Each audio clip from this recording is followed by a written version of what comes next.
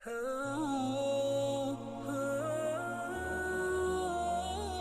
اکرم صلی اللہ علیہ وسلم فرماتے تھے، حلال کھلا ہوا ہے اور حرام بھی کھلا ہوا ہے، اور ان دونوں کے درمیان بعض چیزیں شبہ کی ہے جن کو بہت لوگ نہیں جانتے کہ حلال ہیں یا حرام۔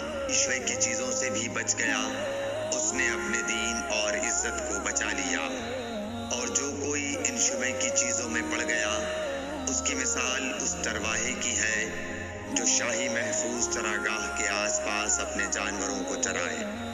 وہ قریب ہے کہ کبھی اس چراگاہ کے اندر گھس جائے اور شاہی مجرم قرار پائے۔ سن لو، ہر بادشاہ کی ایک چراگاہ ہوتی ہے، اللہ کی چراگاہ اس کی زمین پر حرام چیزیں ہیں، پس ان سے بچو۔ اور سن لو، بدن میں ایک گوشت کا ٹکڑا ہے، جب وہ درست ہوگا سارا بدن درست ہوگا، اور جہاں بگڑا سارا بدن بگڑ گیا۔ سن لو، وہ ٹکڑا آدمی کا دل ہے۔ صحیح بخاری حدیث نمبر 52۔